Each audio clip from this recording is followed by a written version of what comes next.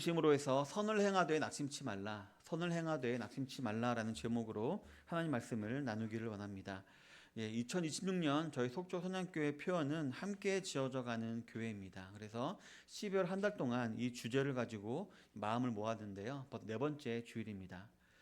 그동안 우리는 어떤 말씀을 들었냐면요, 우리는 성령 안에서 하나가 된 권속임을 알아보았습니다. 그래서 우리는 누가 한 명이 교회를 끌고 가는 것이 아니라 모두가 다 합심을 해서 교회를 세워가야 한다라고 우리가 알아보았고요. 다음으로 우리는 화해의 복음으로 부르심을 받은 자들이라고 알아보았습니다. 우리가 잘나서 구원받은 것이 아니라 예수님의 그 사역으로 말미암아 우리가 부르심을 받았고, 또 부르심을 받은 목적은 또 똑같이 우리가 화목의 일꾼으로 우리가 보냄을 받기 위해서 우리가 부름받았다는 사실을 알아보았습니다. 그리고 지난주에는 우리가 믿는 도리를 잘 기억해야 함을 알아보았습니다. 어려운 게 아니었죠. 예수님의 그런 죽으심과 부활하심과 그런 복음에 대해서 우리가 잘 알고, 그리고 그로 말미암는 소망을 잘 붙잡아야 함을 알아보았습니다. 교회 나와서 이 땅에서 잘 되고 이 땅에서 출세하는 그런 소망이 아니라 천국 소망, 천국 소망을 잘 붙잡고 나아가야 함을 알아보았고요. 그 소망을 통해서 우리가 아직도 이거를 모르는 사람들에게 우리가 그 사랑과 선행으로 말미암아 우리가 그들에게 돕는 참 신자가 되어야 한다라고 우리가 지난주에 알아보았습니다. 오늘은 이제 마지막 시간으로 바벨론 포로 생활 70년 만에 귀환한 이스라엘 백성들을 다독여서 성벽 재건에 힘썼던 느헤미야를 알아보면서 우리가 끝까지 가지고 있어야 될 마음이 어떤 것인가 한번 알아보고자 합니다. 이 느헤미야라는 사람은요, 이름의 뜻은 하나님이 기억하신다라는 뜻을 가지고 있습니다. 즉 이름부터 이 사람이 어떤 사역을 할 건지가 나타나고 있는데요. 바벨론에서 나라가 바뀌었죠. 바벨론의 포로로 잡혀갔는데 나라가 바뀌어서 이제 페르시아가 됐습니다. 페르시아의 이제 종이 되어서 70년간 포로 생활을 하다가 이미 1차에 이제 스룹바벨과 이제 그 여호수아를 통해서 1차로 귀환을 했습니다. 하지만 그 당시에도 반대가 있었죠. 반대한 사람들이 편지를 보냅니다. 이 사람들이 반역을 하려고 한다. 그래서 14년 동안 이 그 성전 건축과 성벽 건축이 멈춰져 있는 상황이었습니다. 그런 상황이었는데 그 당시에 이제 이 느헤미야는 어디에 있었냐면은 페르시아 왕궁 안에 있었습니다. 술 맡은 관원장이라고 말하고 있는데요. 이 술 맡은 관원장은 그 당시 권력 서열 5위 안에 있는 아주 고위 직분이었다라고 합니다. 따라서 이 느헤미야는 이스라엘 사람이긴 했지만 능력이 아주 특출난 사람이었고 또 이름처럼 아주 신실한 사람이었음을 알 수가 있는데요. 왜냐하면 우리가 알아보지 않았지만 1장에 보면은 예루살렘으로 먼저 귀환했던 사촌 하나니가 잠깐 느헤미야를 만나러 옵니다. 그때 느헤미야는 하나니를 만나자마자 처음으로 물어봤던 말이 뭐냐면은 잘 지내고 있니? 이런 말이 아니라 지금 예루살렘 성은 어떤 상태이니? 라고 물어봤습니다. 그때 하나니가 말합니다. 지금 너무나도 비참한 상태다. 지금 성 안에는 풀이 자라고 그 들짐승들이 왔다 갔다 하고 무너진 상태 그대로 남아있다 말을 합니다. 그 말을 들은 느헤미야는 너무 마음이 아팠습니다. 너무 마음이 아팠고 충격을 받게 되었습니다. 그래서 그때 그 말을 들은 느헤미야는 바로 그날부터 기도를 하기 시작합니다. 계속 기도를 하게 되는데요. 그러다가 이제 이 느헤미야가 이 아닥사스다 왕 앞으로 나아가게 됩니다. 근데 그때 너무 기도를 많이 한 나머지 느헤미야 표정이 좀 많이 이렇게 좀 안 좋았던 것 같습니다.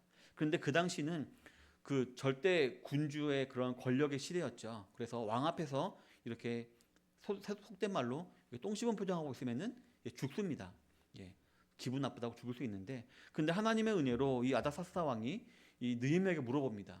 너 얼굴 표정이 왜 이렇게 안 좋냐? 왜 이렇게 소색이 있냐? 물어보니까 지금 우리 동족들이 예루살렘에 가서 이렇게 재건을 시작했는데 멈춰져서 지금 너무 황폐되어 있다. 그래서 마음이 아파서 그런다 그러니까 말을 합니다.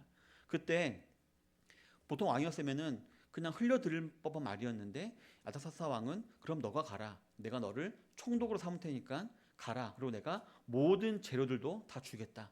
하고 하면서 가게 됩니다. 이처럼 결국 하나님의 선하신 손길로 말미암아 이 느헤미야는 예루살렘 성으로 총독으로 파견을 가게 됩니다. 그러나 그가 도착한 예루살렘 상태는 하나님과 말한 것보다 더 심각한 상태였습니다.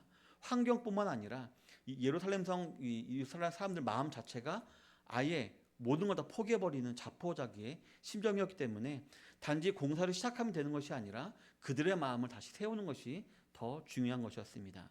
그래서 이때 느헤미야는 정말 바쁘게 움직였습니다. 먼저는요, 느헤미야는 기도를 했습니다. 먼저 섣불리 움직이지 아니하고 그는 기도를 했습니다. 기도를 하고 그 다음에 사람들을 한 명 한 명 다 찾아다녔습니다. 그래서 우리 힘내자 그리고 하면서 위로하고 격려했고요. 또 대적들의 눈을 속이기 위해서 느헤미야는 밤에 말을 타고 다니면서 성벽을 다 이렇게 한번 스캔해 보았습니다. 어떻게 지어야 되고 어떻게 보수해야 되는지를 다 계획을 세웠습니다. 그래서 우리가 오늘 읽지 않았지만 느헤미야 3장에 보면요, 느헤미야가 그렇게 다 계획을 한 다음에 이제 한 명 한 명 너는 어디 이렇게 다 배치하는 장면이 이 3장에 기록되어 있습니다. 성벽 지역을 느헤미야는 모두 42구역으로 나누었고요. 그리고 15개의 직업군의 75명을 세워서 일이 동시에 진행되게 했습니다. 마치 레고처럼 어느 한 곳을 만들어 놓으면 그냥 붙이기만 하면 될 정도로 이렇게 느헤미야는 일을 시작했습니다. 그리고 그때 느헤미야는 지도자로서 성벽의 높이나 구역 그리고 작업 방법 같은 기준을 제시해주고 감독을 하는 등 리더로서의 역할을 잘 감당했습니다. 그래서 이 한 담임 목사로서의 리더십을 이렇게 교육할 때 느헤미야를 되게 많이 교육합니다. 느헤미야의 이런 리더십이 많은 본이 되기 때문에 우리가 알려주는데 이처럼 느헤미야는 지도자로서 이 역할을 잘 감당했습니다. 그래서인지 이후에 느헤미야 6장 15절에 보면요, 성벽 역사가 52일 만인 엘루월 25일에 끝남에라고 기록하고 있습니다. 보통은 한 6개월, 7개월 걸릴 아주 큰 공사였는데 52일 만에 짧은 기일 안에 이 공사가 끝나게 된 것입니다. 정말 느헤미야의 탁월한 리더십 아래 이제 대적들이 예상치도 못한 시간에 공사가 완료되어 버린 것이었습니다. 이렇게 느헤미야가 일 처리를 잘했던 것에는 물론 하나님의 지혜가 그에게 임했기 때문이었겠죠. 하지만 한편으로는 그가 그동안 처해 있었던 일상생활 가운데 그가 얼마나 탁월하게 또 얼마나 신실하게 일을 했는지를 알 수가 있습니다. 왜냐하면 아까도 말씀드렸지만 이 당시 느헤미야는 페르시아의 서열 5위의 고위 관직이라고 했었잖아요. 그런데 이 당시 페르시아에 어떤 일이 있었냐면요, 세계 7대 불가사의 중에 하나라고 볼 수 있는 공중정원을 그때 막 만들었다고 합니다. 따라서 느헤미야는 이 페르시아의 고위 관직의 사람들과 교제를 하면서 건축법과 그런 모든 축조 기술을 아마 많이 습득했을 것입니다. 그리고 고위층들과 교제하는 가운데 리더십도 배웠을 것이고 어떻게 사람을 쓰고 어떻게 잘 관리해야 되는지를 그것들도 배웠을 것이기 때문입니다. 따라서 이 사실을 생각해 보면 느헤미야가 그동안 페르시아에서 술 맡은 자로서 일을 한 것은 바로 하나님께서 이 지도자로 세우시기 위해서 하나하나 교육시킨 것임을 우리가 알 수가 있을 것입니다. 그런데요, 저는 이제 성경을 이렇게 읽으면서 느헤미야를 연구하면서 가장 이 느헤미야의 탁월했던 점은 바로 그가 기도의 사람이었다라는 것입니다. 오늘 읽었던 4장만 봐도 느헤미야가 몇 번 기도했을까요? 일이 있을 때마다 느헤미야가 먼저 기도했다는 장면이 계속 나옵니다. 따라서 느헤미야는 기도한 사람이었음을 알 수가 있는 것입니다. 이렇게 자신의 모든 지혜와 리더십을 발휘하면서도 그는 기도로 모든 일을 감당했던 사람임을 알 수가 있는 것입니다. 어쨌든 이렇게 모든 이스라엘 백성들로 하여금 동시에 성벽을 쌓게 하심은 그들로 하여금 하나님 안에서 하나가 되어야 한다는 연대성을 다시 한번 그들에게 심어주고자 했을 것입니다. 마음이 이리저리 나뉘어가지고 우리가 학개서 보면 알 수 있죠. 학개서 보면은 너희는 판벽한 집에 살면서 나의 저는 황폐했다 말했었잖아요. 이때 이 판벽했다라는 말이 뭐냐면요, 이 1차로 복귀할 때에도 이 페르시아에서 모든 재료를 다 줬습니다. 성전을 지을 수 있는 재료를 다 줬는데요, 막혀버리니까 사람들이 그 재료를 가지고 자기네 집을 꾸민 것이었습니다. 이런 식으로 정말 자기만 잘 되면 된다라는 이기주의로 이렇게 나뉘어졌던 마음을 이제 이 느헤미야는 하나로 모으기 위해서 동시에 일을 하게 하면서 연대성을 강조하려고 했던 것이었습니다. 그래서 어떤 신학자들은 이 느헤미야의 사역을 보고 이렇게 평가합니다. 느헤미야는 성벽의 돌을 쌓은 것이 아니라 이스라엘 백성들의 마음을 쌓았다라고 이렇게 평가하기도 합니다. 또한 하나님께서는 이렇게 성벽을 쌓게 하심으로 거룩한 하나님의 백성으로서의 정체성을 세우려는 목적도 있었을 것입니다. 이미 그 안에는 미약하나마 성전이 약간 있었죠. 근데 느헤미야는 성전이 아니라 성벽을 쌓았습니다. 성벽을 쌓으면 어떤 일이 벌어지나요? 안과 밖이 구분이 되죠. 영적으로 보면 거룩한 것과 거룩하지 않은 것이 구별되는 것이라고 우리가 볼 수가 있습니다. 이처럼 하나님께서는 그들이 한 마음으로 성벽 재건에 동참하게 하심으로 거룩한 백성으로서 너희들이 허용해야 될 것과 허용하면 안 될 것이 있다라는 것을 알려주시고자 했던 것 같습니다. 바로 영적인 바운더리, 즉 경계를 세우고자 하셨던 것을 알 수가 있는 것입니다. 그래서 예를 들어서 저 여러분들이 가지고 있는 영적 바운더리, 가장 기본적인 거 어떤 게 있을까요? 주일 성수가 있죠. 그래서 우리가 주일은 거룩하게 지켜야 한다. 이 말은 우리가 어떻게 이해할 수 있나요? 내가 주일에 돈도 안 쓰고 일도 안 하고 예배 많이 드리고 찬양하고 세속적인 생각도 안 하고 내가 주일을 잘 지켜야지, 이런 마음을 가지게 되죠. 근데 진실은 어떤가요? 우리가 주일을 지키는 건가요? 아니죠. 주일이 저와 여러분들을 지킵니다. 6일 동안 세상에 있으면서 찌들어 있는 세상적인 사고방식과 잘못된 우상 숭배의 방식을 하나님께서 털어내게 하기 위해서 주일을 이렇게 예배해 놓으시고 주일의 말씀과 찬양과 기도를 통해서 우리의 생각을 다시 좀 씻어가지고 신앙인으로 살아갈 수 있도록 하는 것, 이런 것입니다. 따라서 어떻게 보면은 이 주일이 우리를 지금까지 지켜왔던 것입니다. 그래서 우리가 주일을 지키는 것이 아니라 주일이 우리를 지키는 것입니다. 따라서 저와 여러분들이 말씀을 연구해 나아가는 데 있어서 또 교리를 공부해 나아가는 데 있어서 우리의 삶의 여러 가지의 바운더리를, 즉 경계를 우리가 제대로 해놓는 것은 어떤 의미일까요? 우리 또 자유가 없어졌어. 우리 뭐 술도 못 마시고 자유롭게 놀지도 못하고 우리는 정말 답답해. 이게 아니라 그게 바로 우리를 거룩하게 하나님이 지켜나가시기 위한 지혜인 것을 알 수가 있는 것입니다. 그리고 결국 그 거룩이 우리로 하여금 참 그리스도인으로서의 성장의 원동력이 되어가는 것입니다. 정리하면 느헤미야와 이스라엘 백성들은 도시의 성벽을 건축함으로써 공동체의 방어 준비라는 것 이상의 일을 했는데 바로 공동체 내 필수적인 통일성과 거룩성을 이룩하려고 했던 것이었습니다. 성도 여러분, 우리 속초 선양교회도 내년을 이런 기회로, 이런 시간으로 삼았으면 좋겠습니다.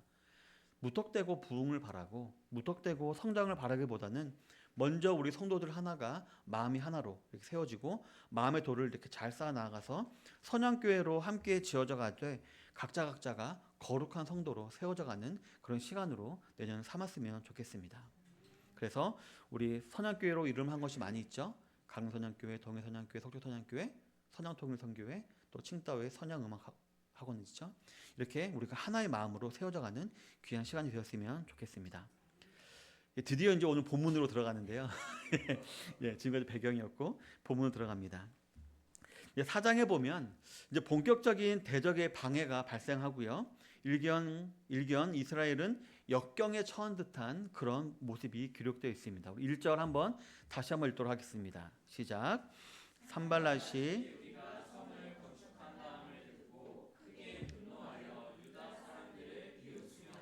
아멘. 이 본문에 등장하는 이 산발랏이라는 사람은요, 사마리아 사람입니다. 사마리아 사람이고요. 이 사람이 직업은 뭐냐면은 총독이었습니다. 뭐냐면은 이 당시에 페르시아가 온 근동 지역을 다 지배하고 있었죠. 그래서 이 이스라엘 지역도 두 개로 나눠 가지고요. 위쪽 사마리아 지방의 총독이 바로 이 산발랏이라는 사람이었습니다. 그런데 이 위에 사마리아 지역은 되게 좁잖아요. 그러니까 이 산발랏은 내심 내가 저 밑에 유다 지역도 내가 총독을 하고 싶다라는 마음을 가지고 있는 사람이었습니다. 그래서 나중에 알아볼 기회가 있겠지만 이 산발랏은 어떤 일을 먼저 해놨냐면은 자기의 자녀들을 이 예루살렘 산 귀족들의 자녀들과 결혼을 시켰습니다. 그래서 나중에 만약에 총독 자리가 나면은 자기가 이렇게 그들의 지지를 얻고 같이 하기 위해서 이런 미리 나름대로의 기반도 다져놓은 상태였던 것이었습니다. 그런데 그런 거에 갑자기 누가 나타났나요? 혜성과 같이 느헤미야가 나타났죠. 그래서 모든 예루살렘 사람들의 마음을 다 뺏어갔습니다. 뺏어가서 한 마음으로 성벽을 이렇게 짓게 되자 이 산발라스는 너무나 큰 위협을 느끼게 되었습니다. 게다가 좀 있을 줄 알았는데 그냥 멀리 떨어져 있잖아요. 페르시아 그 왕국에 떨어져 있으니까 약간 보통 사람 같으면은 한두 달 정도 쉬면서 이렇게 느긋이 할 것 같은데 오자마자 곧바로 시작해서 벌써 막 성벽 건축이 시작되다 보니까 이 산발랏이 크게 분노했다라고 지금 기록을 하고 있습니다. 하지만 그럼에도 이 산발랏 역시 페르시아 대왕 밑에서 녹을 먹는 자였죠. 그래서 함부로 느헤미야를 공격하거나 죽일 수는 없었습니다. 그렇기 때문에 그가 뭘 했을까요? 할 수 있는 거라고는 말로 공격하는 것밖에 없었습니다. 그래서 비웃고 조롱하는 방법을 먼저 사용한 것이었습니다. 2절부터 3절을 보면 자기 형제들과 사마리아 군대 앞에서 일러 말하되 이 미약한 유다 사람들이 하는 일이 무엇인가? 스스로 견고하게 하려는가? 제사를 드리려는가? 하루의 일을 마치려는가? 불탄 돌을 흙 묻어기 위해서 다시 일으키려는가 하고 암몬 사람 도비안 곁에 있다가 이르되 그들이 건축하는 돌 성벽은 여호가 올라가도 곧 무너지리라 하더라 라고 하고 있습니다. 산발랏이 막 이렇게 막 조롱하고 있죠. 근데 또 얄밉게 옆에서 도비아가 야, 저 성은 여호가 올라가도 무너질 거야라고 되게 얄밉게 막 이렇게 또 이렇게 막 강릉말로 갈굽니다. 이런 식으로 많은 조롱이 있었습니다. 성도 여러분, 이 예루살렘 성벽의 재건 공사는 예루살렘 성 안에 거주하던 백성들만 하는 것이 아니었고요. 예루살렘 성 밖에 있는 사람들도 같이 이 일에 동참했었습니다. 또 반대의 경우도 있었습니다. 예루살렘 성 안에 있는 사람들 가운데서도 반대하는 사람이 있었어요. 왜냐하면 누구였겠나요? 산발락과 결혼 맺은 귀족들 무리였겠죠. 이 사람들은 참여하지 않았고요. 또 성 밖에도 참여하지 않은 사람들이 있었습니다. 그리고 이 사실을요 누가 잘 알고 있었냐면은 산발랏이 너무나 잘 알고 있었습니다.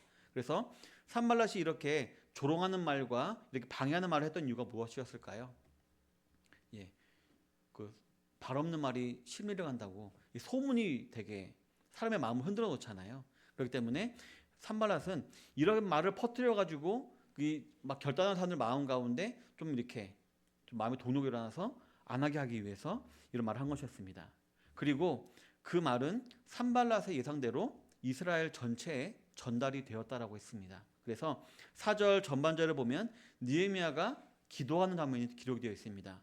우리 하나님이여 들으시옵소서 우리가 업신여김을 당하나이다 라 말하면서 느헤미야가 기도를 한 것을 보면은 이 소문의 영향력이 실제로 컸음을 우리가 알 수가 있습니다.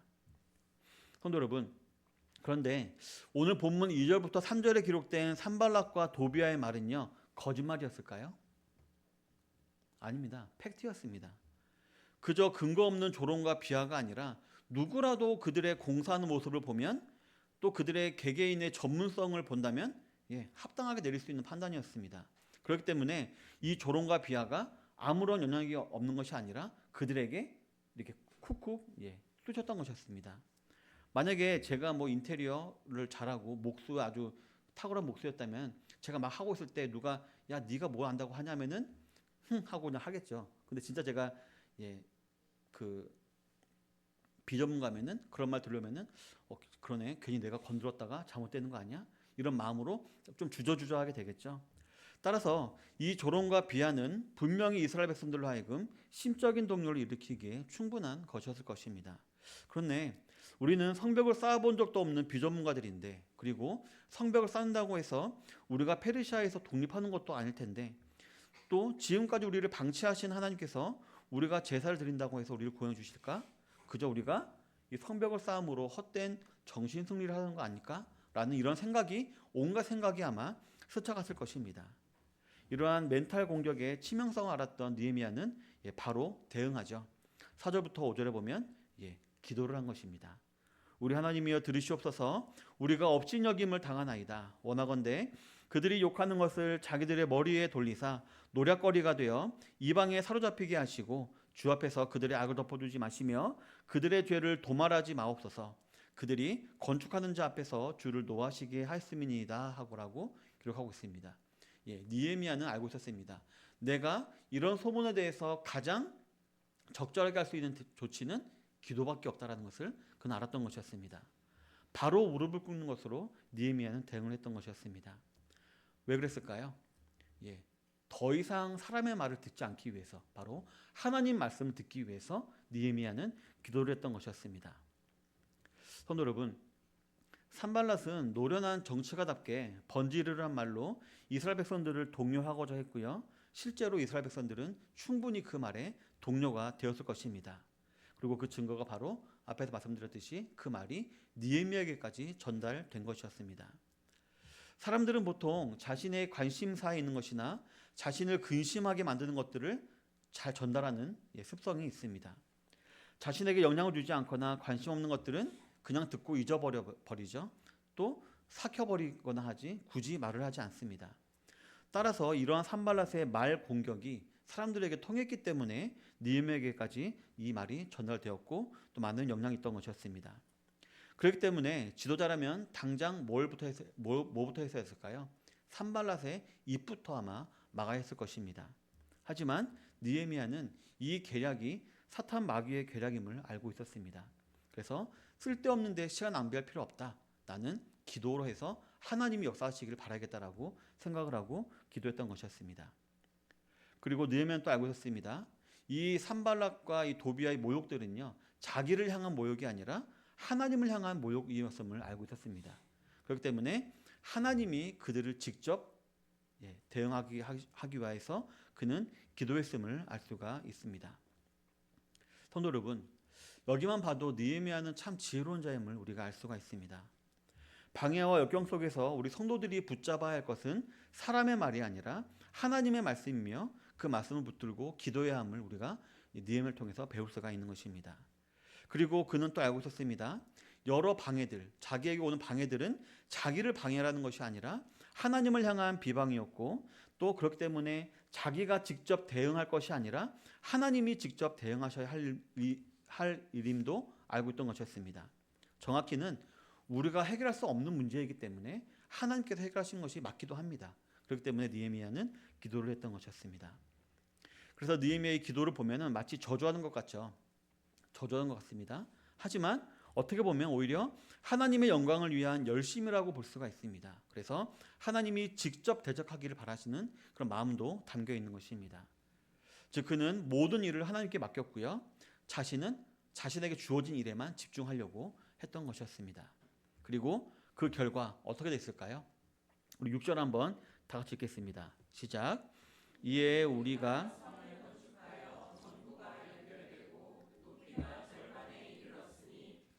백성이 마음을 들여 지금까지 기록만 보면은 공격만 받았죠.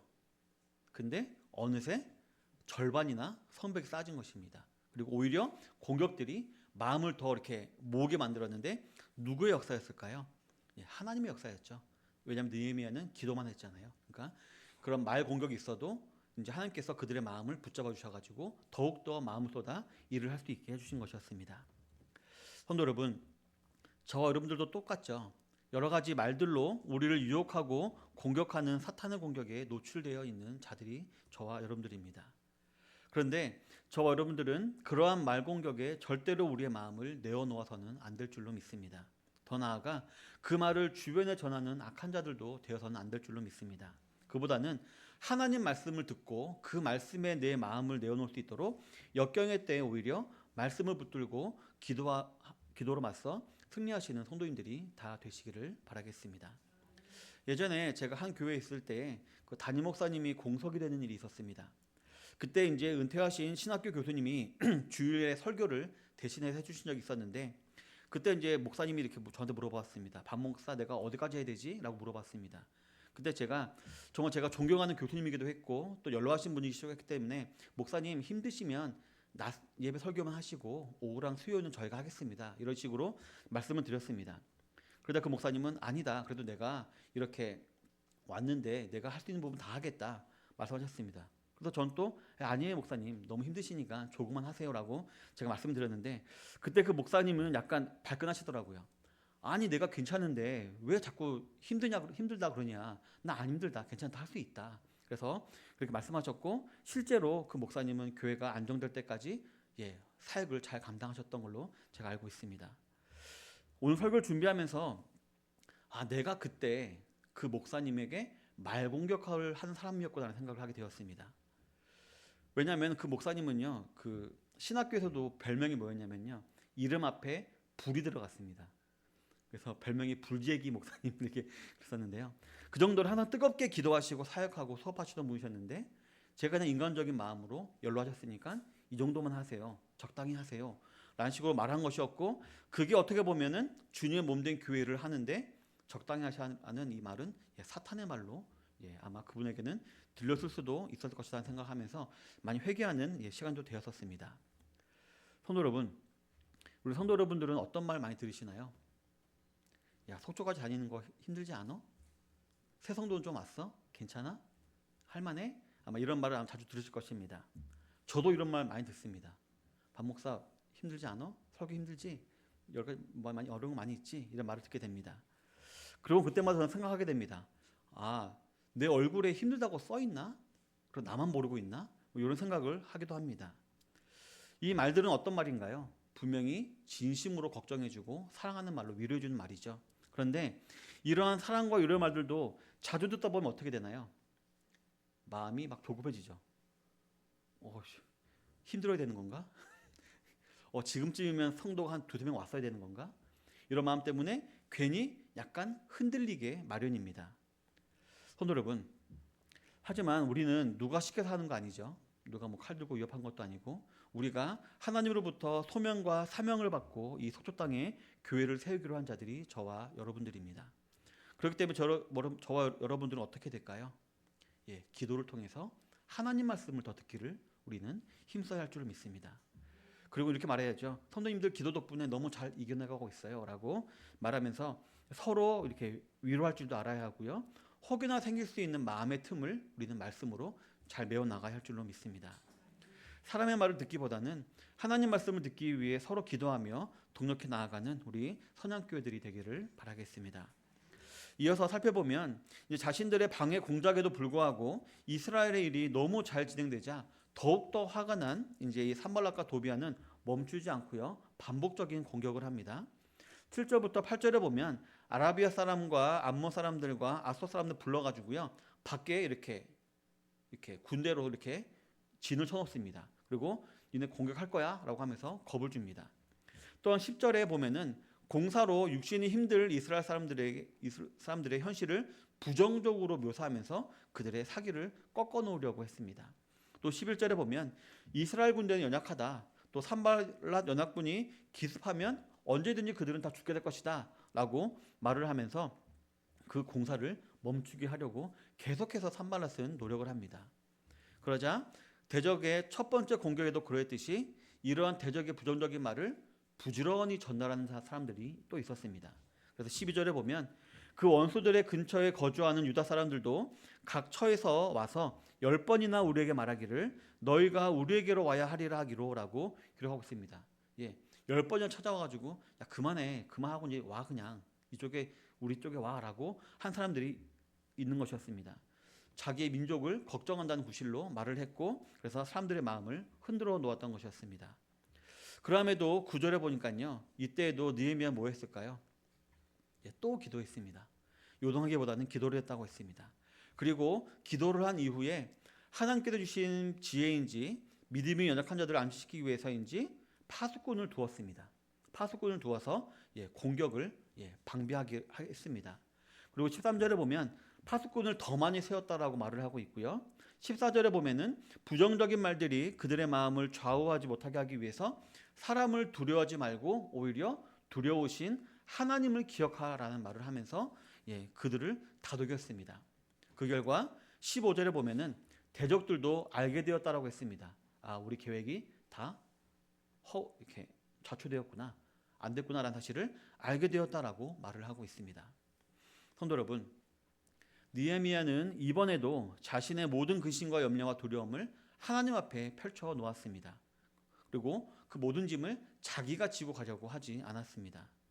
하지만 동시에 그는 또 기도만 하는 자도 아니었습니다. 기도한 이후에 주변을 돌아보고 파수꾼을 세워 방비했고 연약한 백성들을 돌아보아 하나님을 바라보게 함으로 그들을 위로한 사람이 바로 느헤미야였습니다. 만일 저와 여러분들이 스스로 보호함에 있어서 기도만으로 충분하다라고 생각한다면 우리는 나태한 것입니다. 하나님을 시험하는 것이 되기도 할 것입니다. 반대로 경계만으로 충분하다, 기도는 필요 없고 그냥 우리가 경계하면 된다라고 생각한다면 그는 우리가 교만한 것이고요, 하나님을 대수롭지 않은 것으로 여기는 행위가 될 것입니다. 그래서 마틴 루터는 이런 말을 했습니다. 모든 것이 하나님께 달린 것처럼 기도하라. 그리고 모든 일이 너에게 달린 것처럼 일하라 라고 말을 했습니다. 이처럼 기도와 순종은 동전의 양면과 같아서 뗄래야 뗄 수가 없는 것입니다. 기도했다면 하나님의 섭리와 역사를 의지하는 마음으로 주위를 둘러보아 매사에 지혜롭게 행할 줄 알아야 하는 것입니다. 성도 여러분, 제가 예전에 주일학교 때, 저도 우리 아들과 같은 주일학교 시절이 있었는데요. 그때 이제 우리 친구들과 이렇게 장난치면서 불렀던 노래가 있습니다. 기도 시작했다, 기도 끝났다. 예. 분명히 배워서 알고 있죠. 기도해야 된다는 거. 근데 기도하기 귀찮잖아요. 그러니까 기도 시작했다, 기도 끝났다 하고 그냥 밥 먹기도 하고 뭐 그랬던 기억이 있습니다. 대충 이 노래 부르고는 기도했다라고 퉁친 것이었죠. 저는 이제 설교를 준비하면서 제가 지금까지 했던 기도가 이 기도처럼 혹시 그냥 때우는 기도가 아니었을까? 기도해야지, 기도해야 되는 거 아니까 대충 형식적으로 하는 그런 기도가 아니었나라는 생각을 해보게 되었습니다. 그래서 경건의 모양만 취하고 능력은 부인하는 정말 비신앙적인 기도를 한 것은 아니었나라는 생각을 하게 되었습니다. 그러면서 사무엘의 기도가 떠올랐습니다. 말씀하옵소서, 주의 종이 듣겠나이다 라는 기도가 떠올랐습니다. 성도 여러분, 만약 우리가 진심으로 하나님 말씀을 듣기 위해 기도한다면 하나님이 가만히 계실까요? 반드시 말씀하시죠. 반드시 말씀하시고, 또 하나님 말씀은 지혜가 있죠. 또 능력이 있고 권위가 있습니다. 그렇기 때문에 하나님 말씀은 자동적으로 우리를 움직이게 만들게 되어 있습니다. 본문의 느헤미야처럼 말입니다. 우리 사랑하는 성도 여러분, 본문에 기록되어 있지 않지만 아마도 산발랏은 지속적으로 말로 공격하고 위협으로 공격함으로 성벽 재건 역사를 방해하려고 했을 것입니다. 그 증거가 바로 15절 이하에 기록되어 있는 느헤미야의 대책인 줄 믿습니다. 느헤미야 역시 중단하지 아니하고 계속해서 일을 감당했던 것이었습니다. 먼저 그는 앞서 세웠던 대책을 한층 더 업그레이드 시키죠. 파수꾼을 두는 것을 2교대로 바꾸고요. 그리고 그래서 노동의 피로를 풀고 이렇게 할 수 있는 시간을 주었습니다. 또한 17절에 보면 성을 건축하는 자와 집 나르는 자는 다 각각 한 손으로 일을 하며 한 손에는 병기를 잡았다라고 했는데요. 실제로 한 손에 칼 들고 일을 했다라는 그 말이 아니라 모든 사람들이 두 가지 일을 완벽하게 잘 수행했다라는 그런 의미라고 볼 수가 있습니다. 그리고 비상시에는 나팔을 불게 해가지고 재빨리 모을 수 있는 그런, 예전에 보면 우리 비산연락망 있었잖아요. 그런 것처럼 그런 것도 만들었던 것이었습니다. 그리고 22절에 보면 그때 내가 또 백성에게 말하기를 사람마다 그 종자와 함께 예루살렘 안에서 잘지니 밤에는 우리를 위하여 파수하겠고 낮에는 일하리라 라고 했듯이 느헤미야 역시 계획을 세운 것만이 아니라 본인도 똑같이 그들과 일을 하면서 솔선수범했던 것이었습니다. 이처럼 느헤미야는 멈추지 않았던 것이었습니다. 하나님의 성벽 재건 역사를 하는 것에나 기도를 하는 것에나 또 실제적인 방비를 하는 것에나 있어서나 그는 지치거나 포기하지 아니했고요. 솔선수범으로 계속해서 앞으로 나아갔던 것이었습니다. 그 결과 어떻게 됐을까요? 성벽이 점점 세워져가면서 위용을 갖춰 나갔겠죠. 그리고 16절부터 23절에 보면요, 우리가 뭘 또 알 수가 있냐면요, 이 일을 통하여서 이스라엘의 군대 조직이 잘 구성되고 있는 것을 볼 수가 있습니다. 상비군이 구성되고 전술이 세워지는 등 군대가 이렇게 세워지는 것을 우리가 확인할 수가 있는 것입니다. 그리고 하나님이 우리를 위해 싸우시리라, 즉 전쟁은 하나님께 속한 것이다라는 전쟁의 정의도 세워지는 등 이스라엘 백성들은 점점 강력한 군대가 되어가고 있는 것이었습니다. 어떻게 보면은 이 느헤미야는 무너진 성벽을 재건한다기보다는 공동체를, 즉 그들의 믿음을 재건하고 있는 것이라고 볼 수가 있는 것이었습니다. 그래서 갈라디아서 6장 9절에 보면 이런 말씀이 있습니다. 우리가 선을 행하되 낙심하지 말지니 포기하지 아니하면 때가 이름에 거두리라 라고 했습니다. 마귀가 좋아하는 것이 뭐냐면요, 중단하는 것입니다. 그리고 마귀가 무서워하는 것은 계속하는 것입니다. 그래서 마귀는 어떻게든지 하나님의 역사를 중단시키려 하는 것입니다. 예전에 제가 사역을 잠깐 쉬면서 한 달 정도 이제 주일 예배를 이렇게 영상으로 드린 적이 있는데요. 한 달 만에 주일 예배 들어갔을 때 어땠을까요? 목사거든요. 어색하더라고요. 한 달 만에 이렇게 실제로 예배 드리니까 너무 어색하고 뭐 어떻게 되지? 뭐 그러더라고요. 이처럼 예배도요. 우리가 매주 예배 있는 게 우리에게 복입니다. 정말 우리에게 복입니다. 우리로 하여금 정말 계속해서 나아갈 수 있게 만드는 동력을 주는 하나님의 지혜라고 볼 수 있습니다. 따라서 성도 여러분 꼭 기억하시기 바랍니다. 마귀는 어떻게 하든지 우리를 중단하게 만들려고 합니다. 하지만 하나님은 우리로 하여금 계속 가라라고 말씀하고 계시는 것입니다. 이 사실을 꼭 기억하시기를 바라겠습니다. 본문에서는 겁을 주고 비방하는 말 공격과 그 공격을 전달하는 말로 예루살렘 성벽 공사를 중단하게 하려고 했죠. 이런 말에 휘둘리지 않도록 사람의 말을 듣고 전달하려 하기보다는 하나님 말씀을 듣고 그대로 순종하기 위해 기도를 힘쓰시는 성도님들이 되시기를 바라겠습니다. 즉 오늘 본문을 통해 알 수 있듯이 무장하고 기도하고 일하고 무장하고 기도하고 일하는 이런 일을 포기하지 말고 계속하는 성도님들이 되시기를 바라겠습니다. 그럴 때 우리 교회가 세워져 가고 우리의 믿음이 든든하게 세워져 갈 것입니다. 성도 여러분, 저 여러분들은 선을 행하고 있습니다. 선이 무엇인가요? 하나님의 뜻이죠. 주님의 몸된 교회를 세우는 일은 분명히 하나님의 뜻으로서 선한 일입니다. 그렇기 때문에 사탄 마귀는 절대로 가만히 있지 않습니다. 여러 가지 말로, 위협으로, 불안함으로 우리를 공격합니다. 이를 이상한 것으로 여기지 마시고요. 또 낙심치 마시기를 바랍니다. 왜냐하면 때가 이름에 하나님께서는 우리로 하여금 우리가 품고 있는 비전, 저 네 가지 있죠. 그 비전은 물론 우리가 상상도 못했던 일을 은혜 가운데 반드시 이루어 가실 것이기 때문입니다. 이 사실에 담대하게 이 개척과 파송의 길에 함께 하시는 모든 선양의 성도님들 되시기를 주님의 이름으로 축원합니다. 기도하겠습니다. 이 시간 다 같이 기도하겠습니다. 말씀을 통해 신앙의 경계를 세워감으로 날마다 성장하는 그리스도인이 되게 하소서. 수많은 방해와 역경 속에서도 기도로 대처하는 믿음의 사람이 되게 하소서. 때가 이름에 거두게 하실 은혜의 열매를 기대하며 낙심하거나 중단하지 아니하고 계속해서 주의 일에 열심을 내게 하소서라고 다 같이 기도하도록 하겠습니다. 하나님 아버지 참으로 감사드립니다. 오늘 느헤미야 말씀을 통하여서 우리를 위로해 주시고 우리에게 힘 주심을 참으로 감사드립니다. 아버지 하나님, 주님께서 말씀을 통하여서 아버지 우리의 마음 가운데 성벽을 세우며 거룩한 것과 거룩하지 않은 것들, 해야 할 것과 하지 말아야 될 것에 대한 아버지 바운더를 세우심을 감사드립니다. 이 사실을 알고 우리가 이 땅에서 행복을 추구하기보다 거룩을 추구하며 말미암아 더욱더 하나님의 일꾼으로 자라가는 자 될 수 있도록 인도하여 주시옵소서. 또 아버지 하나님, 수많은 방해와 역경이 있습니다. 그때 기도로 대처하며 아버지 그 기도 말미암은 지혜로 모든 일을 감당하는 주의 일꾼 될 수 있도록 아버지 인도하여 주시옵소서. 아버지 하나님, 여러 말 공격과 여러 가지 아버지 유혹이 있습니다. 아버지 그렇지만 그런 것에 흔들리는 것이 아니라 때가 이름에 거두게 하실 은혜의 열매를 기대하며 아버지 낙심하지 않게 하시고 중단하지 않게 하여 주옵소서. 오히려 계속해서 주 앞에 나아가며 주를 따라가는 자 될 수 있도록 아버지 하나님 인도하여 주시옵소서. 그리하여서 주님께서 주신 놀라운 아버지 하나님 그런 기적을 우리 눈으로 목도하는 그날이 하루도 오게 될 수 있도록 아버지 인도하여 주시옵소서. 도와주시옵소서. 함께 해주소서. 하나님 아버지 참으로 감사드립니다. 하나님의 사람 느헤미야를 통하여서 우리가 이 아버지 고된 개척의 길과 파송의 길을 걸어갈 때 어떤 마음가짐으로 가야 함을 알려주심을 참으로 감사드립니다. 공중을 되잡고 있는 사탄 마귀는 지금도 우리를 아버지 말로 여러 가지 위협으로 또 아버지 하나님 유혹으로 우리를 방해하려 합니다.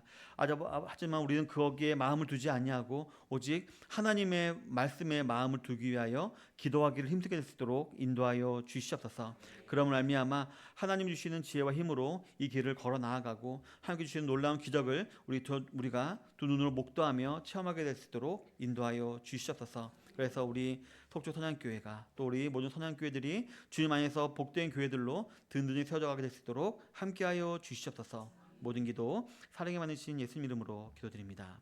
아멘. 다 같이